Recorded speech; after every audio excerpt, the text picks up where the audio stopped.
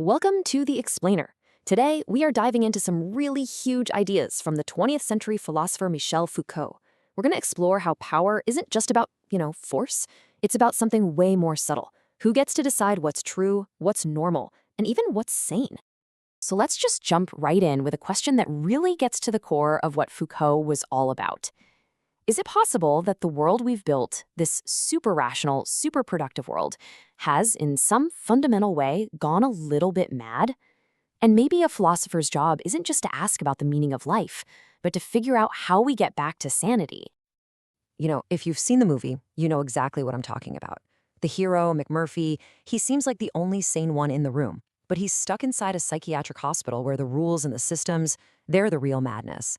Well, Foucault basically took that feeling and applied it to our whole society, asking, what if the very institutions meant to help us are actually designed to control us? So that feeling from the film, that sense that the system itself is the problem, that is exactly what Foucault was interested in. And this brings us right to his central argument, which is really the engine behind all of his thinking. Okay, so here's the big idea. Foucault argued that things we take for granted, like what's normal or proper, aren't just universal truths. Nope. He said they're actually ideas created by the people in power to keep that power.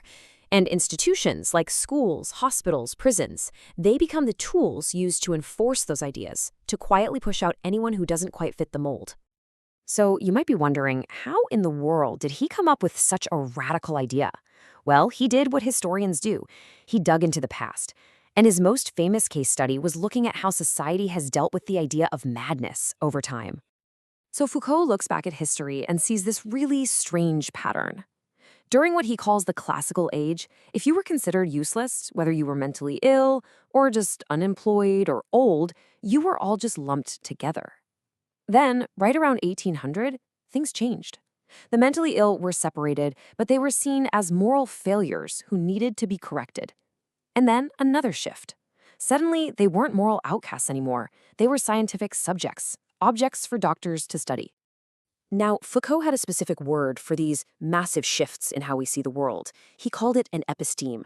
The best way to think about it is like an era's invisible operating system. It's not just what we know, it's how we know it. It's the hidden framework that organizes everything. And when that framework changes, well, the whole world changes with it. And this is a really crucial point. Foucault was totally rejecting that old idea that history is just this story of constant progress, of things always getting better. He said, look, these aren't advances, they're just abrupt changes. We didn't get better at treating madness, we just invented a completely new way to define it and, of course, to control it. We just swapped one system of power for another. Okay, and this is where it gets really interesting, because Foucault's ideas aren't just stuck in the past. They give us this incredible lens to look at our own world right now. To explain how power works today, Foucault brought up this fascinating idea from another philosopher, Jeremy Bentham, the panopticon. It was a blueprint for a prison.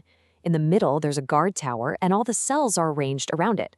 The guard can see into any cell at any time, but the prisoners can't see the guard. So what happens? The prisoners start acting like they're always being watched. They start policing themselves. And for Foucault, that's the perfect metaphor for modern society. And once you start looking for it, you see the panopticon everywhere. It's that little survey on your receipt asking you to rate the cashier. It's all those performance metrics at your job. It's for sure the social media algorithm that's constantly judging everything you post. We have this constant feeling of being watched and evaluated, so we change how we act. It's a kind of control that's so effective because we do it to ourselves. And it's not just about being watched. Power, Foucault says, is also hidden in the very words we use. Think about it. We don't have a personnel department anymore. We have human resources. People become a resource to be managed, or a professor might call a test a writing opportunity. It seems small, but Foucault argued this kind of language is powerful. It masks what's really going on, hiding power relationships behind these nice, neutral-sounding phrases. So if we're living in this invisible cage of subtle power, what are we supposed to do about it? Well, this question leads to a really fascinating debate between Foucault and another giant thinker, Habermas, who had a very different idea for how to move forward. So you've got these two paths. On one side, you have Foucault. He was all about the individual, the outsider. His solution wasn't to fix all of society, it was for creative people to resist the norms, to carve out a little private space where they could invent their own way of living. But on the other side, you've got Habermas. He was all about community and solidarity. He believed that reason wasn't just a weapon, it could be a tool to bring people together. His goal was to build a better society through open, honest communication, free from all that hidden power. And that brings us to the very end, to Foucault's most powerful, most haunting, and probably his most famous idea of all. It's a conclusion about the very nature of who we think we are. At the end of one of his biggest books, Foucault leaves us with this incredible, chilling image. He suggests that this whole idea we have of man, our entire modern understanding of what it means to be a human being, maybe it's not some eternal truth. Maybe it's just a drawing we made in the sand, a temporary product of our current episteme. And just like a face in the sand, the next big wave, the next great shift in knowledge could just come and wash it all away. So what does that leave us with? It leaves us with this deeply unsettling question. If the things we believe are the most solid, our ideas about sanity, about reason, even about our own humanity, are maybe just temporary constructs of power, then how stable is the ground we're standing on? And what happens when the next tide comes in?